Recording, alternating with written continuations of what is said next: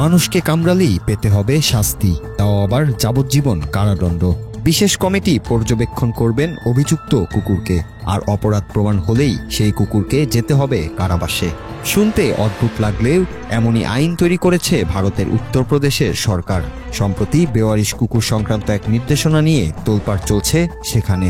উত্তরপ্রদেশে ক্রমবর্ধমান কুকুরের কামড়ের ঘটনা ঘিরে আতঙ্ক তৈরি হয়েছে জনমনে, যা সামাল দিতেই নতুন এই নিয়ম করেছে রাজ্যটির সরকার। নিয়ম অনুযায়ী কোনো কুকুর যদি বিনা উস্কানিতে কাউকে কামড়ায়, তাহলে প্রথমবার তাকে 10 দিন পশু কেন্দ্রে বা শেল্টারে রাখা হবে। দ্বিতীয়বার একই ভুল করলে জীবনভর সেই প্রাণীকে রাখা হবে শেল্টারে। সরকারের উদ্দেশ্য স্পষ্ট, রাস্তার বেওয়ারিশ কুকুরের কামড়ের কারণে বাড়ছে জনদুর্ভোগ। ফলে নিরাপত্তা নিশ্চিত করতে এবং বারবার আক্রমণের পুনরাবৃত্তি রোধ করতেই এমন কঠোর সিদ্ধান্ত নেওয়া হয়েছে।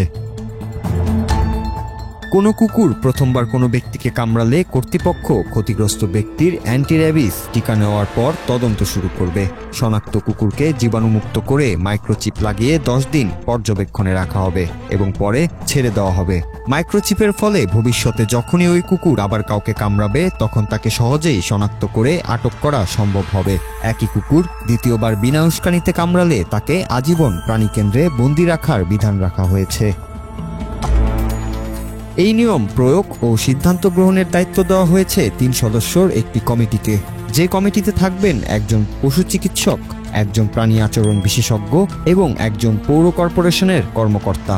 দণ্ডপ্রাপ্ত কুকুরের মুক্তির পথ থাকবে কেবল একটি, কোনো সহৃদয় ব্যক্তি যদি দণ্ডপ্রাপ্ত কুকুরটিকে দত্তক নেন এবং একটি হলফনামায় স্বাক্ষর করে প্রতিশ্রুতি দেন যে পশুটি আর রাস্তায় ছাড়া হবে না, তবেই কুকুরটির বন্দিদশা থেকে মুক্তি পেতে পারবে। তবে সেক্ষেত্রেও প্রাণীটির সঠিক পরিচর্যা ও পর্যবেক্ষণের শর্ত আরোপ করা হবে সেই পদ্ধতিতে। Noor Raju, Bangla TV, news desk.